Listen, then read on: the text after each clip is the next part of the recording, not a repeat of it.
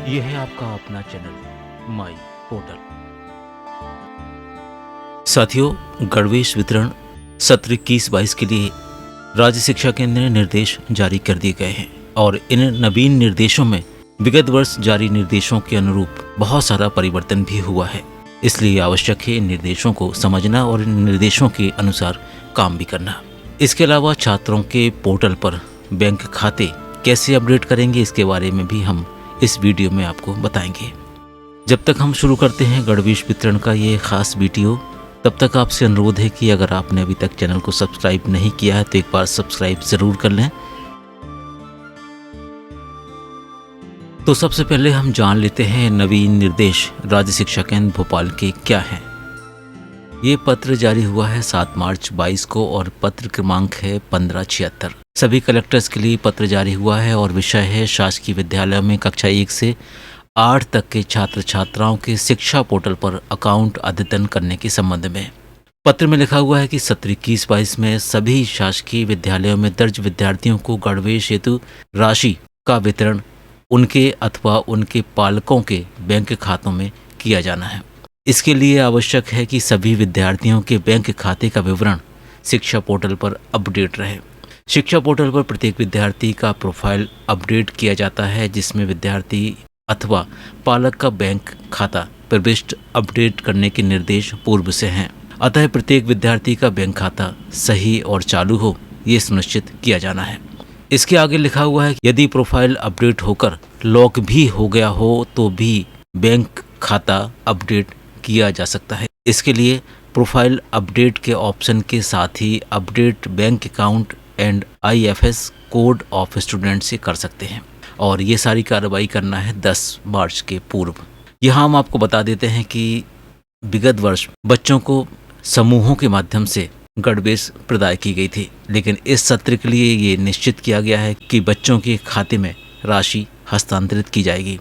ऐसा नहीं है, विगत वर्षों में भी बच्चों को गणवेश की राशि के तौर पर उनके खातों में राशि प्रदान की गई थी, लेकिन इस बार प्रक्रिया बदल गई है। पहले ये राशि जिले से SMC के खाते में हस्तांतरित करते थे।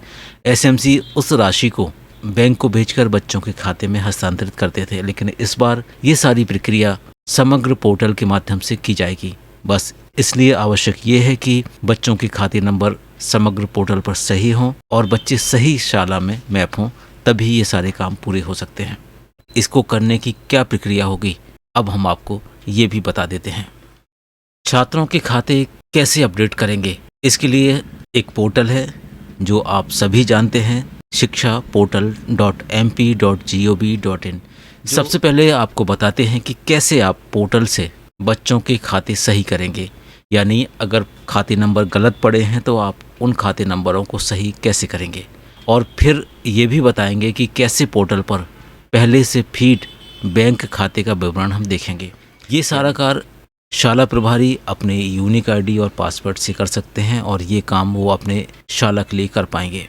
इसके अलावा ब्लॉक लेवल पर ऑपरेटर यूजर IDs होती हैं, ये कार्य उससे भी किया जा सकता है। और इसके अलावा संकुल प्राचार्य जिससे प्रोफाइल अपडेट करते हैं, लॉक करते हैं, छात्रवृत्ति स्वीकृत करते हैं, उस वाले यूजर ID पासवर्ड से भी कर सकते हैं। अब कुछ ज़रूरी ध्यान देने वाली बातें हम आपको बता देते हैं। सबसे पहला तो ये है कि शाला में बच्चों की प्रोफाइल अपडेट करने के समय बैंक खाते की जानकारी ली जाती है और वो जानकारी शाला के रिकॉर्ड में उपलब्ध होती है, संधारित होती है। बैंक खाते अपडेट करते समय उन बच्चों के बैंक खाते ज़रूर मिला लें जिनको छात्रवृत्ति की पात्रता नहीं है। अक्सर उन खातों के बारे में हम नहीं पता कर पाते जिनको छात्रवृत्ति स्वीकृत नहीं होती, क्योंकि इन खातों में राशि ना जाने से इनके बारे में ये पता नहीं होता कि खाता संचालित है, खाते की क्या स्थिति है। और तीसरी ज़रूरी बात यह है कि छात्रवृत्ति में फेल हुए खाते भी सही करना आवश्यक है। यानी कि हम 2 तरह के बच्चों की बात कर रहे हैं। पहला तो वो जिनको छात्रवृत्ति की राशि नहीं जाती, उनके खातों का मिलान हमें बहुत ही सावधानी पूर्वक करना है। और दूसरा, जिनके लिए छात्रवृत्ति तो स्वीकृत होती है लेकिन उनके खाते सही ना होने के कारण छात्रवृत्ति रिजेक्ट हो जाती है, फेल हो जाती है, उनको भी हमें अपडेट करना है। इस तरह से ये जानकारी आप शाला स्तर पर तैयार कर लेंगे, तभी ये काम समय अवधि में पूरा हो पाएगा। तो चलिए शुरू करते हैं। तो चलिए, इस तरह से शिक्षा पोर्टल.mp.gov को हमने अपने कंप्यूटर स्क्रीन पे खोल लिया है और यही सारी प्रक्रिया आप अपने मोबाइल पर भी कर सकते हैं। लॉगिन कर लेते हैं और लॉगिन करने के बाद इस तरह से कुछ स्क्रीन आपकी कंप्यूटर पे दिखेगी। इसमें जो ऑप्शन है वो ये है स्टूडेंट प्रोफाइल मैनेजमेंट, जो आपको दिख रहा होगा यहाँ पर।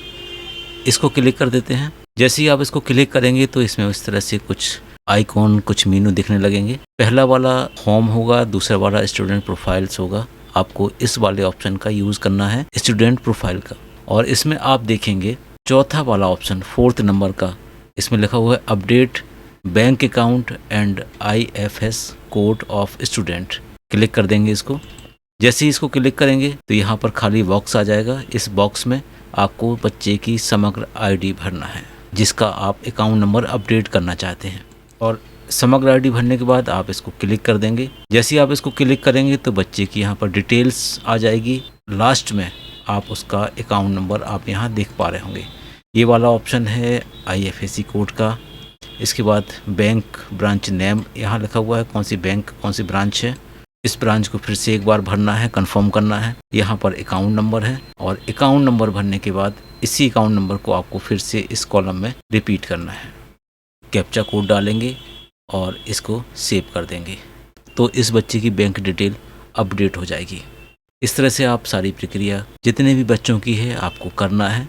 आप अपने मोबाइल से भी इस प्रोसेस को पूरा कर सकते हैं। और अब आपको बता देते हैं कि पोर्टल पर पहले से फीड बैंक खाते का विवरण हम कैसे देखेंगे। चलिए, तो आपको ये भी बता देते हैं कि जो पहले से फीड अकाउंट नंबर है उनको हम कैसे देखेंगे। यहाँ पर स्टूडेंट प्रोफाइल मैनेजमेंट वाला ऑप्शन जो हमने पहले यूज़ किया था, इस काम के लिए इसको भी यूज़ करना है। क्लिक कर लेते हैं। इसके बाद दूसरा वाला ऑप्शन जिसको हमने पहले यूज़ किया था, इसी वाले ऑप्शन में स्टूडेंट प्रोफाइल ऑप्शन भी है। आपको उपयोग करना है view history of all bank account by समग्र ID। क्लिक करेंगे, ये 7वें नंबर का ऑप्शन है। जैसे ही हम इसको क्लिक करेंगे तो कुछ इस तरह की स्क्रीन दिखेगी। यहाँ पर समग्र ID का ऑप्शन लिखा हुआ है। यहाँ पर हम जल्दी से किसी बच्चे की समग्र ID डालते हैं आपको दिखाने के लिए और इसके बाद हम इसको क्लिक कर देंगे।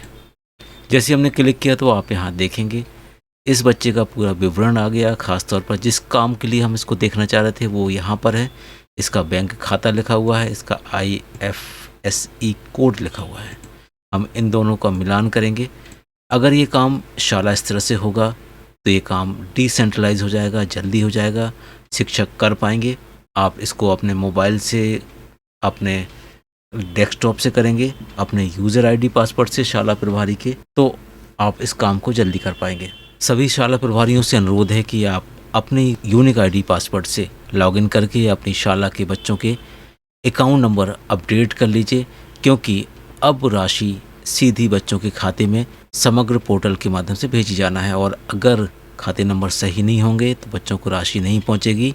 इसलिए इस काम को विशेष प्राथमिकता के साथ कर लीजिए।